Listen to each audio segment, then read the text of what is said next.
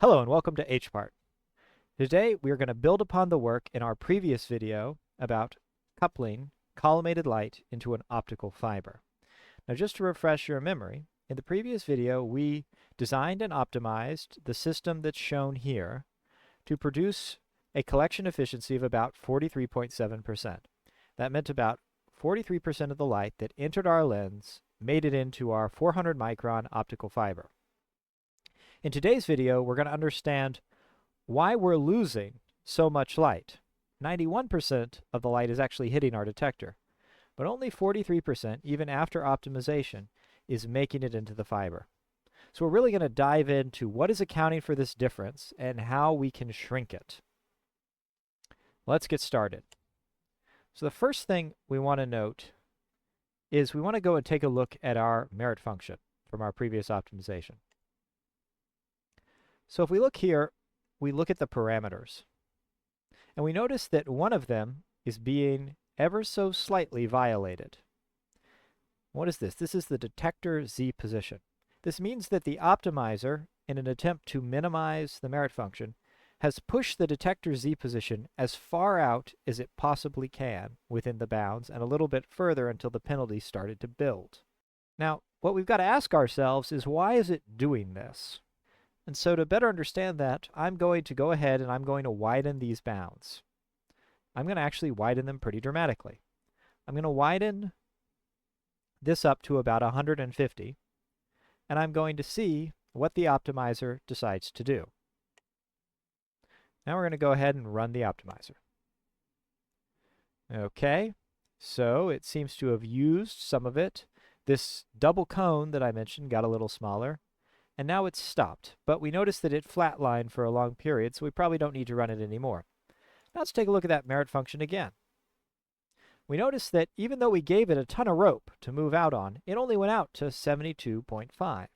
And now it's actually limited by the radius of curvature, which it wasn't limited by before. So this tells us what the true limit was. It's actually the radius of curvature. And what the optimizer has been trying to do is reduce the radius of curvature. This is our first hint. What it tells us is that the smaller the radius of curvature, the more light we can get into our optical fiber. See, it's got up from 41 to 49%. And that's a big improvement just by letting it go out longer. Now you might ask, why don't we just allow the radius of curvature to get flatter and push this out farther and farther? We could, but the consequence of that is you end up with a very, very flat lens, which can sometimes be hard to make, and two, you end up with a very, very long tube. And having a long tube and having to align the lenses on it to a 400 micron fiber at the end can be a difficult manufacturing challenge when it comes to tolerancing your optical system. Something often overlooked, but very important. Nevertheless, let's take a step back. We got an important hint. The problem we have gets better the flatter our lens becomes. Let's file that away, and let's see if we can understand any other aspects of the problem. Even with our improved optimization, we still have this cone over here. And I mentioned that in the previous video and said we would address it. So let's try to understand what's going on with this cone. Now to that end, I'm going to go ahead and try to enter the ray picking mode over here, and I'm going to try to pick one of the rays on the outside of the cone so we can see where it's coming from. I'm going to go ahead and select that, and all I see is this little stub here. The reason I see the stub is because we have section view active. So I'm going to go pull up the display panel, and I'm going to turn section view off. And now the ray, we see the full ray, and I'm also going to drag the opacity slider all the way up so it's easy to see where we're coming, where we're going. So let's take a look at this ray. As we can see here, this ray is going almost through the edge of our lens. This is a very marginal ray. It's going way out there. And it appears to be on the outside of the cone. I'm going to close that out. I'm going to turn section view back on. And then I'm going to drop my opacity back to something more reasonable. Okay, great. So now this suggests something. Just as the optimizer suggested that flattening the lens improved things, What we just learned suggests that if we don't allow light to pass through the outer edges of the lens, we can get rid of this cone. Well, let's give that a shot. So to do that, we're going to create a detector. We're going to put it a little bit behind the lens, and we're going to cut its dimensions down a little bit, and we're going to give it a diameter of 25, which is the same as the lens. So this aperture is not going to do anything initially. But you can see there's our aperture. And all an aperture is it's just a, think of it as a block for light. It only allows light to go through this hole, and it 100% absorbs everything that hits outside the hole. Now we need to modify our light path. So to do that, we're going to add the aperture, drag it up to the top, and so the first thing all of our light's going to do is pass that aperture. And then we are actually going to change the target of our emission to the aperture. Now we're going to rerun our emission, and sure enough, it all goes through the aperture. Great. Now let's take a look at our collection efficiency. It should be, what was it, 49% where we left it? There you go. Now let's cut the aperture down a bit. Okay. We're going to drop it to 20. But before we do that, I actually want to go back and look at the collection efficiency. Now note, 91% of the light is hitting the detector. Only 50% is going into the fiber. Now both of these numbers are going to change when we stop down the aperture. All right, I'm going to drop that to 20. And we're going to rerun this calculation, which will recast the light. Now what do we notice? We notice that still about 91% of the light is hitting the detector. But 77% of the light that we're launching is actually getting into the fiber, and our cone has shrunk dramatically. Now one thing that's worth noting with collection efficiency is by stopping down the aperture here, we are changing the denominator. This is the light that's getting into the system. So we're no longer actually accounting for the light on the edges. It's just something to keep in mind, but the effect still stands. So this gave us our second hint. The problem we're having in having low collection efficiency is due to two things. The radius of curvature being steep and light passing through the outer area of the lens. These are the two driving factors for the problem that we've been seeing. Now it's time to put a name to the phenomenon that we've been observing. This is called spherical aberration, and it is an inescapable property of every spherical curve. Spherical curves do not focus light all to the same point. Now you might be asking yourself, if spherical curves have this property, which is obviously a bad one, why are almost all lenses made with spherical curves? And the answer is, in the battle cry of every engineer, a spherical lens is cheap and it's good enough. And so while you will see many designs that have an aspherical lens here or an aspherical lens there, the bulk of all optical lenses produced today are spherical. And there are many techniques that allow you to overcome their shortcomings in a reasonably easy manner. And we're going to explore one of those techniques today. So far, we found that spherical aberration depends on the radius of curvature of our lens and also the height the ray is entering the lens at. Next, what we're going to do is we're going to create an entirely new design, and we're going to vary both of those parameters so that we can get a concrete understanding of how spherical aberration changes, and maybe we can get some hints as to how exactly to reduce it. So now let's go ahead and create that new design. I'm going to close this window. I'm going to new, and then I'm going to name my new design. So let's see here, spherical aberration. Probably didn't spell that right. There we go. Okay, so we're going to start and create a somewhat similar system to what we had previously.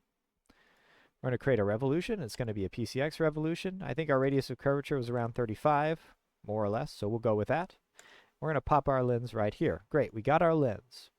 Now we're going to do something different. Instead of emitting a ton of rays to model collection efficiency, we're just going to emit 2 rays.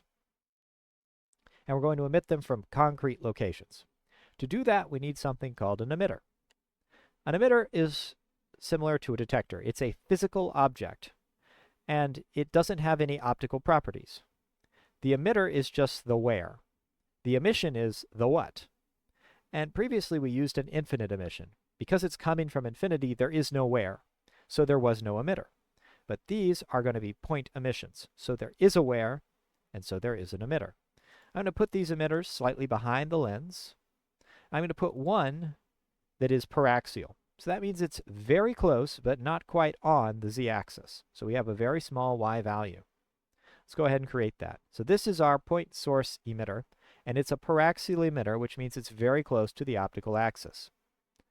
Now let's create an emitter that is farther from the optical axis. This will be our marginal emitter.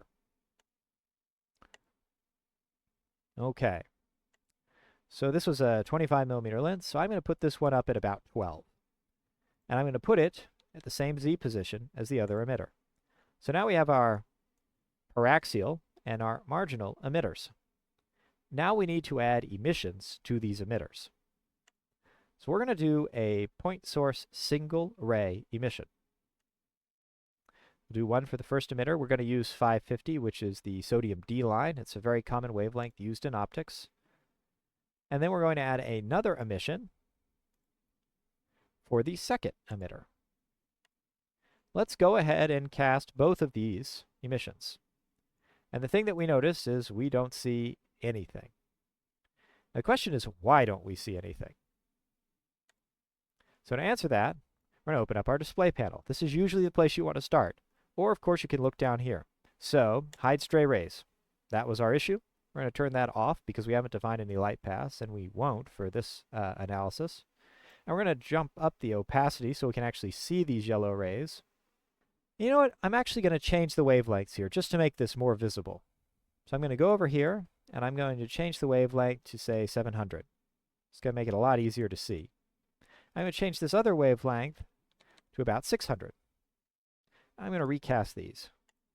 That kind of improved things. Let's fiddle with this again. I think I'm going to make them both maybe 690. There we go. Let's recast this. Well, so much for trying different wavelengths. That doesn't look very good. We're just going to keep them both at 700. All right, great. So now let's recast that just so we're up to date. And now you can notice a couple of things. Because we have no light path, we're doing a full non-sequential ray trace, which means the light from this upper point source is actually, you're seeing the Fresnel reflection right here, and you're seeing it bounce all the way through the lens before exiting down here. We will declare a light path just to get rid of all this stuff, make it easier to see, but I wanted to explain why it's happening. The next thing we need is a detector. So let's see here. Go ahead and create our detector, and we're going to put it pretty far out, maybe at 60. We're going to give it a height of about 100, a width of about 10, just because we don't need much width. We're going to rotate it 90 degrees and go ahead and create it. So now we have this long and flat runway, and these are our airplanes, and we're going to figure out where they land. But, as I mentioned in my previous video, you always got to create a detection with every detector. And we don't need any gates, so we're just going to create a kind of null detection. Now that we've done this, let's cast the rays again. And we can see that they are intersecting on our detector. Now, let's go ahead and make it easier to see where they actually hit. It looks like they're both hitting in the same point, and we have no spherical aberration. But this is deceiving. So we're going to go into our display panel, and we're going to show the hit markers. These are where the rays are actually hitting the detector. And as you can see, our paraxial ray is hitting way out over here, whereas our more marginal ray is hitting over here. And that's a big gap. Now let's also create a light path so we can just get rid of this. Real quick, we're going to grab our light path. We're going to say it goes here. It then goes here, and then over here to our detector. Create that light path. I'm going to drag it up here because I like this general ordering. And I'm going to add it to both of these emissions. And now I'm going to turn the display mode to hide stray rays. And I'm going to recast both of them. All right, so now we have our rough experimental setup. And what we found from our initial explorations in the other design was that spherical aberration got better with a smaller r, and worse with a higher h. And now we're going to try to figure out exactly how that functions. So first we're going to do another experiment. And here we're going to introduce two new parts of Fresnel that you haven't seen before. The first is a formula, and the second is a scanner. So let's go ahead and create a formula that's going to measure the distance between these 2 points. So to do that, we need to know where these points are. And so for that, we're going to create 2 new analyses. These are going to be spot position analyses. The spot is where the light hits the detector. So this is going to be, looks good, filtering our stray rays. So now I've created spot position for the first ray. And this shows where we are hitting at 70. Now we're going to create another spot position analysis, but this time we're going to do it for the second emission. And this is also going to show where we're hitting at 60. Now we're going to create a formula. The name of our formula is going to be, and all formula names have to start with a pound, is going to be delta. And we're going to reference in our formula the spot position z for 1. And we're going to give that a short name of z1. And then we're also going to reference spot position 2 over here, and we're going to call that z2. And our output is going to be the absolute value of the difference between z1 and z2. All right, so here's our formula. And now, let's just take a look at it. Our current value is 9.7 millimeters. So now we know exactly what the difference is between these 2 focal points. Now we want to see how that varies as we adjust the height. To that end, we will create a scanner. Scanners in Fresnel are an indispensable tool. They allow you to vary an input and plot outputs in 1 or 2 dimensions. Here we just need a one-dimensional scanner. We're going to vary the y height of our second point source, and we're going to look at the output of delta. So there's delta as our output, and now we're going to go and find the y height of our point source. Let's see, point source to y. Okay, there we go. Now let's start it just a little bit above where our paraxial ray is, and we're going to go up to maybe 12, and we'll do 100 steps so we get a nice smooth curve.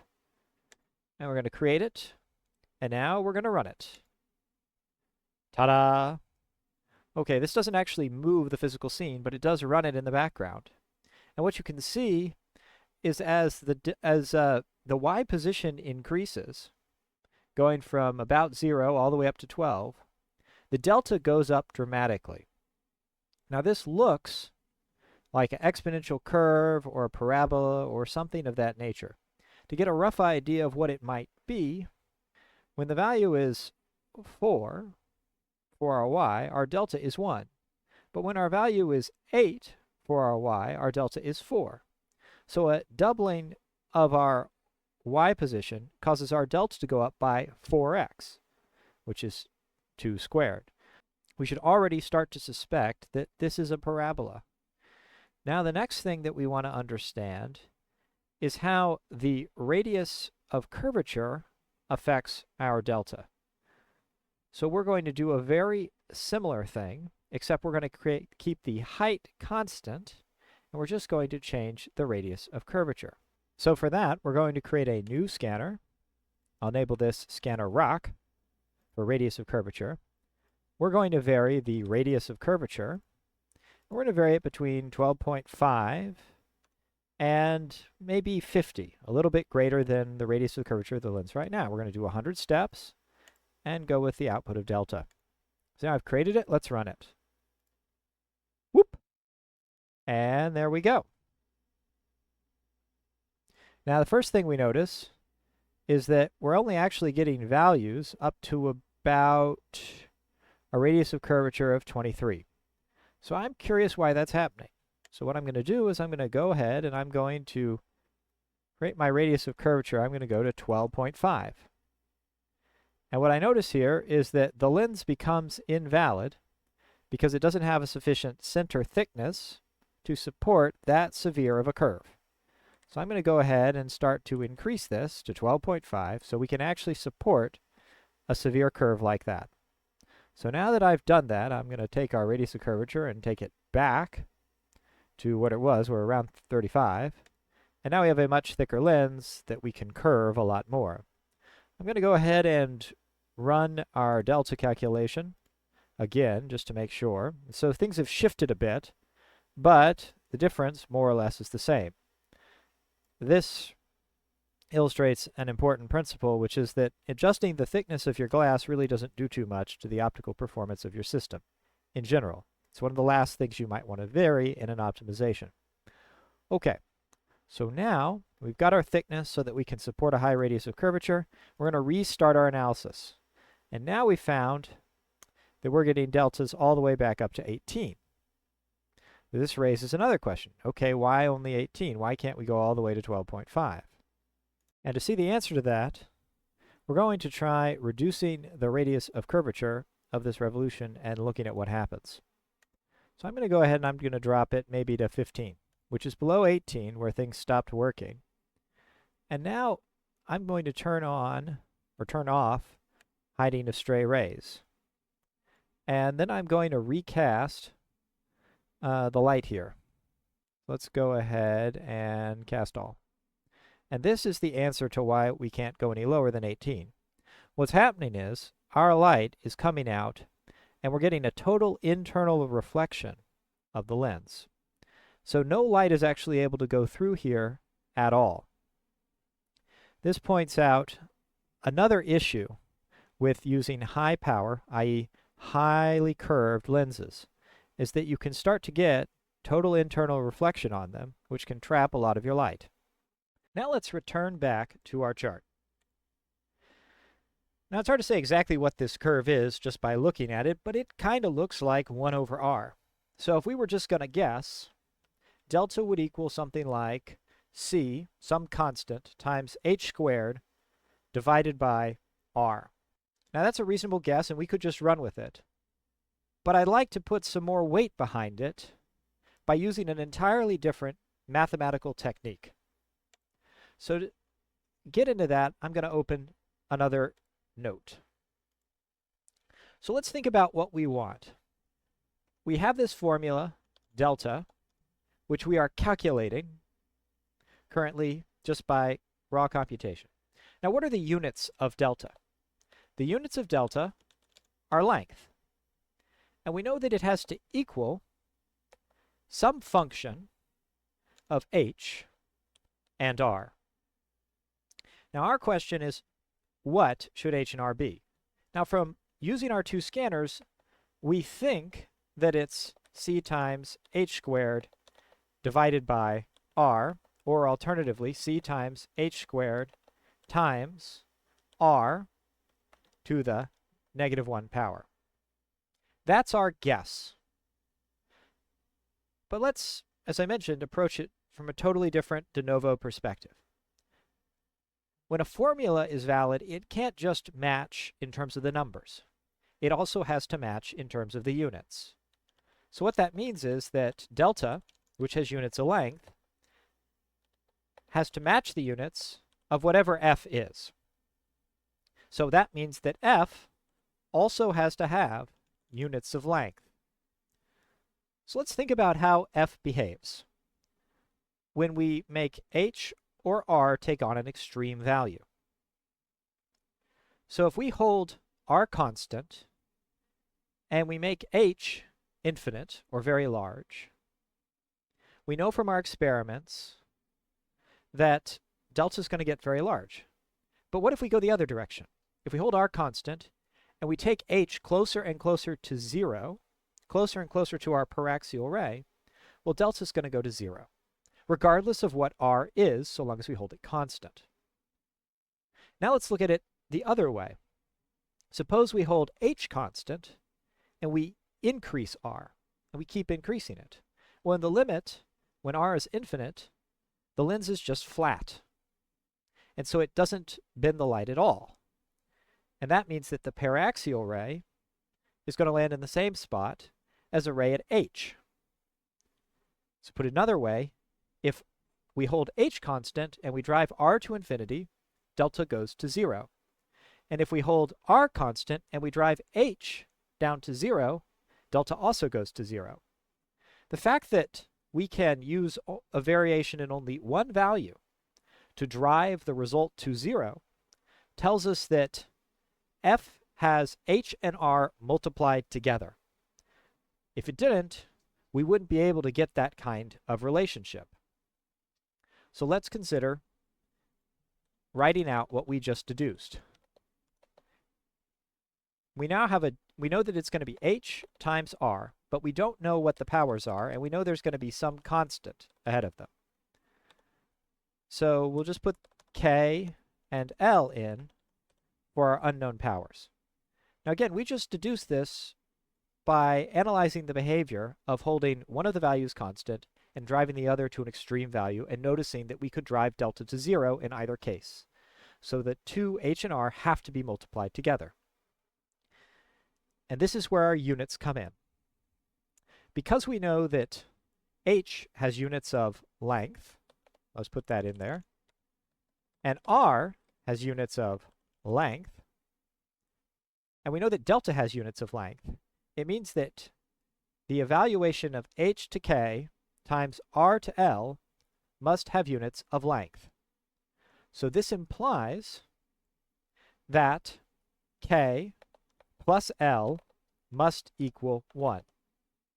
For if it did not equal 1, then we would end up with a length squared, a length cubed, a length to the -1, etc.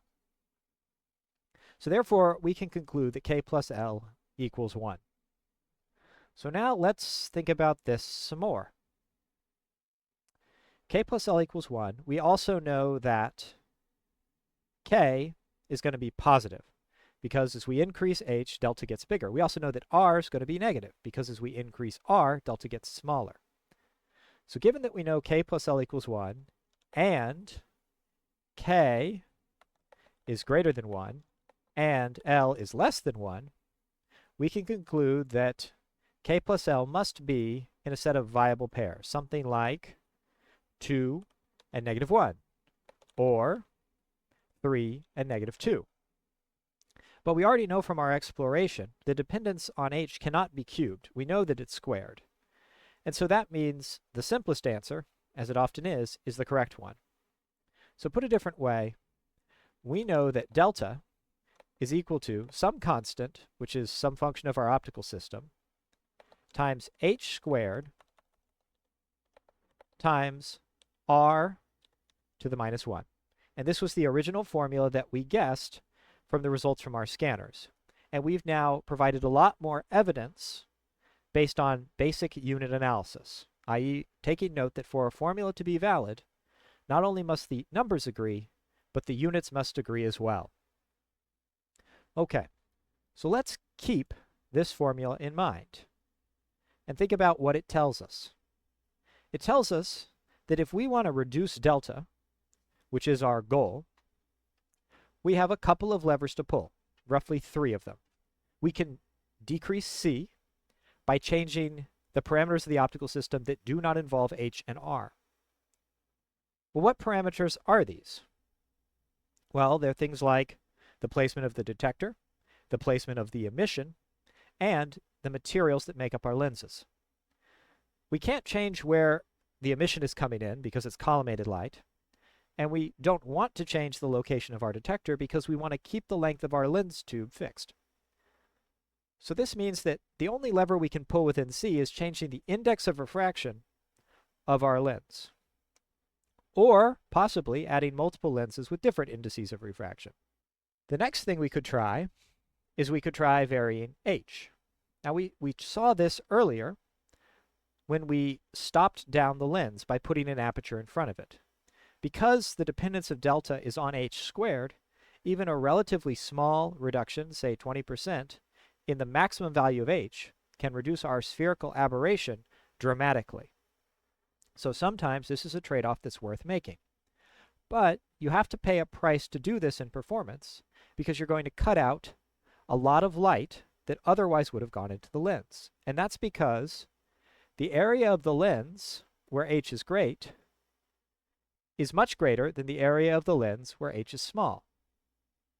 So any reduction in h up here is going to have a much bigger effect in the absolute amount of light your lens is collecting than if we, say, blocked out the light that was coming in here. So we don't exactly want to reduce h. And that just leaves r. Now, if we have a lens tube length that we're trying to hit, and we only have one lens, r is pretty much predetermined. There's nothing we can really do. But there is one other option. Well, there are several, but there's one other option we will consider today, and that is a technique called lens splitting. What if instead of one lens with a big radius of curvature, we split the lens into two lenses with a smaller radius of curvature? This would mean that the spherical aberration at each lens would be much better than the spherical aberration of the initial lens we replaced, and the focal length of the two lens system would be the same. All right, so let's give this idea a shot in our original design. So I'm going to go back and I'm going to open our previous design over here. And I'm going to go ahead and calculate the collection efficiency just to confirm we're in the same place. Okay, so we got our aperture still stopped down. I'm going to change the display preferences so it's easier to see. Hide the stray rays. I'm no longer going to show the exits, or I'm going to show the hit markers. And here we are. So I'm going to open our aperture back up. I'll leave it there. And I'm going to take a look at the collection efficiency. All right, we're at about 50%, which is what we got from allowing the optimizer to push the length of our lens tube out a little bit. This is our starting value, 50%. So taking our inspiration from the analytical formula we derived in the other design, we're going to go ahead and we're going to add another lens right here. We'll make it a PCX lens. We'll keep it as the same material.